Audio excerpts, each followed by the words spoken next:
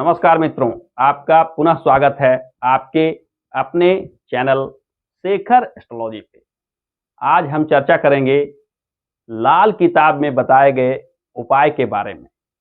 लाल किताब में बहुत सारे उपाय बताए गए हैं, परंतु लोग उसे अक्षरशः पालन करना चाहते हैं।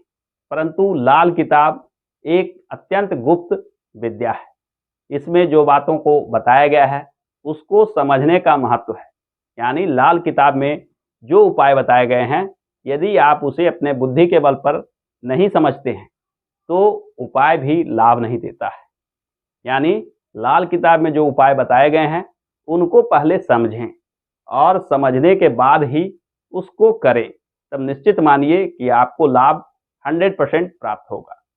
आज हम लाल किताब में वर्णित कुछ खास उपायों को क्या अर्थ है एवं उसके बारे में क्या बताया गया है, यानी लाल किताब में किसी चीज का वर्णन किया गया है, किसी उपाय को करने के लिए कहा गया है, तो वास्तविक में कौन से काम को करने के लिए कहा गया है, यह अपने बुद्धि के बल पे जानने का प्रयास करेंगे।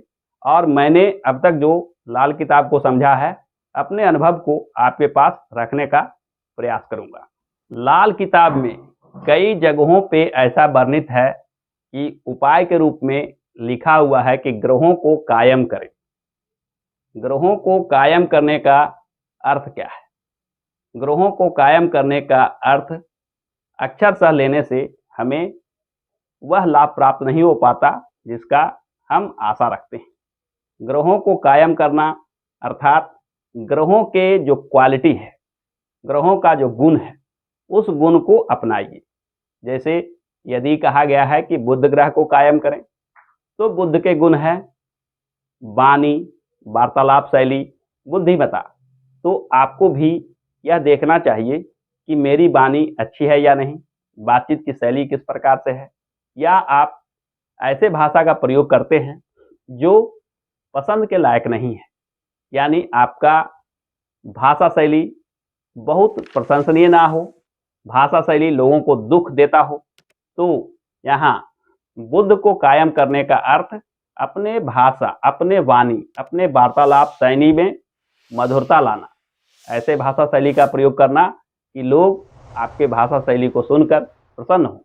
लाल किताब में दूसरी बात का वर्णन मिलता है, उपाय के रूप में बताया जाता है कि किसी भी ग्रह को जल प्रवाह करें।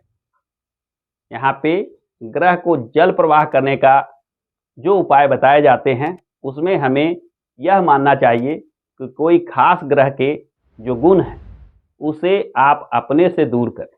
जैसा कि हम लोग देखते हैं कि जल प्रवाह करते समय कोई भी चीज़ जल में जब प्रवाहित करते हैं तो वह हमसे दूर होते चला जाता है। ठीक उसी प्रकार कोई भी ग्रह को जल प्रवाह करने की बात की जा रही है तो उस उपाय को तो आप कीजिए ही, परंतु साथ ही साथ आप यह मंथन कीजिए कि यह ग्रह जिसके बारे में कहा गया है कि जल प्रवाह करें, उसके अशुभ गुण क्या क्या हैं, और यदि आप में भी उनके अशुभ गुण हैं तो उसे यथासंभव दूर करने का प्रयास करें।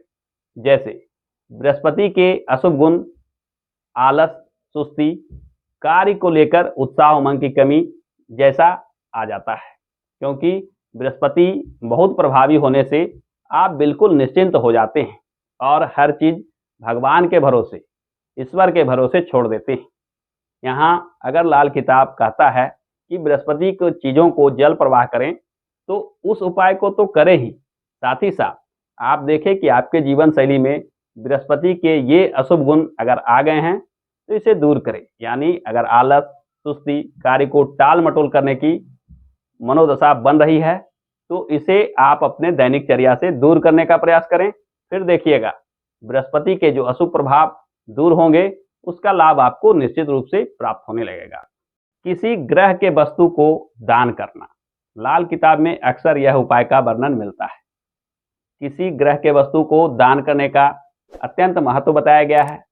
तो लाल किताब में जिस वस्तु का, जिस ग्रह से संबंधित वस्तु का दान करने की बात बताई गई है, वह उपाय तो आप कीजिए ही, लेकिन साथ ही साथ उस ग्रह के जिसका दान का बारे में बताया गया है, दान करने को कहा गया है, उस ग्रह के गुण अवगुण को समझें।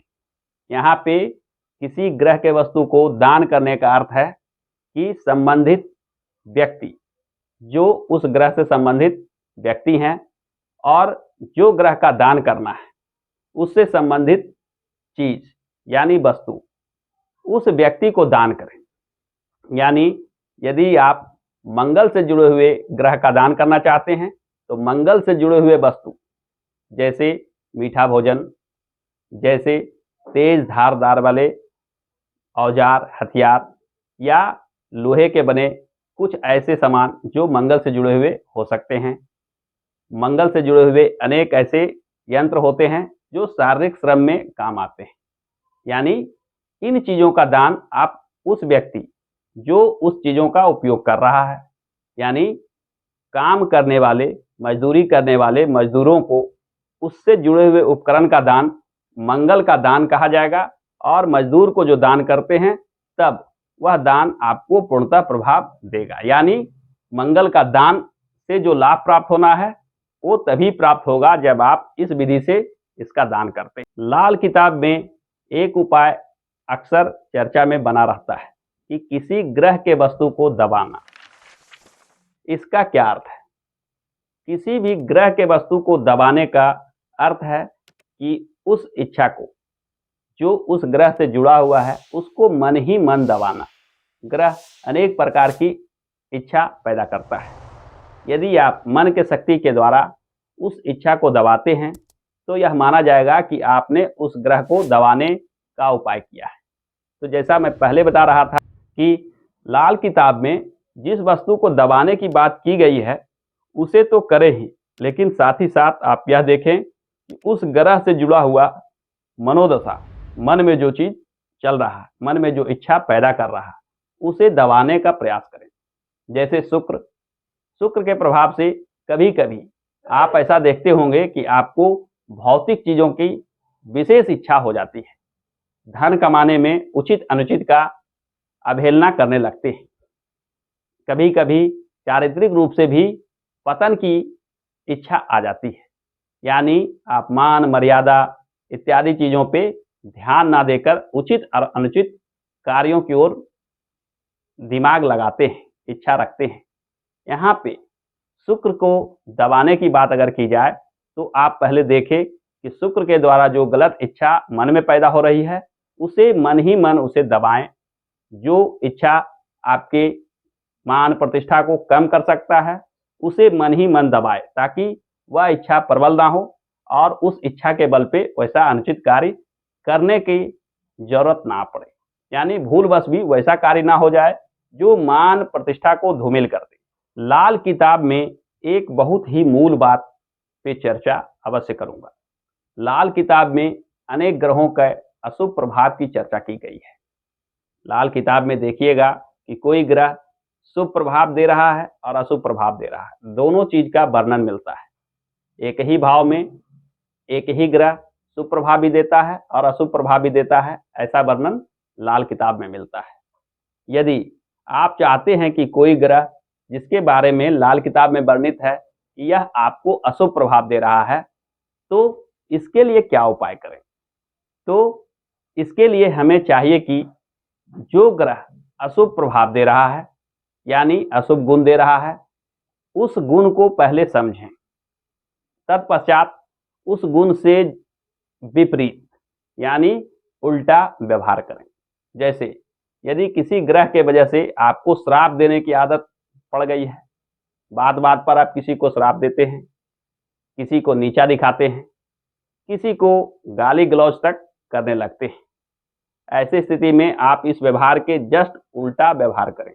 यानी लोगों को आशीर्वाद दें, लोगों की प्रशंसा करें, लोगों के अवगुणों को ध्यान ना देकर उसके गुण की चर्चा करें, लोगों के मन को बढ़ाएं।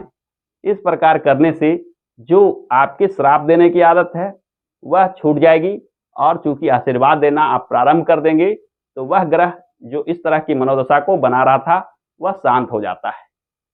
इस प्रकार लाल किताब में हम देखते हैं कि अनेक चीजों का वर्णन मिलता है और इसे बुद्धि के बल पर हम समझकर इस प्रकार के जो उपाय करते हैं तो यह निश्चित मानिए कि लाल किताब में जो उपाय बताए गए हैं वह 100% सही प्रतीत होते हैं और जीवन में लाभ ही लाभ प्राप्त होता है। तो आपके जीवन में चाहे किसी भी प्रकार की समस्या आ रही हो, इन उपायों को अवश्य आजमाएं। ऐसा विश्वास मानिए कि इन उपायों को अभी मैं जिस विधि से बता रहा हूं, इस विधि से करते हैं तो आपको निश्चित लाभ प्राप्त होगा। आज के वीडियो में इतना ही। फिर मिलते हैं ज्योतिष के किसी अन्य विषय के साथ। आप इस वीडियो को लाइक करें, शेयर करें और यदि नए हैं तो हमारे चैनल को सब्सक्राइब जरूर करें। धन्यवाद।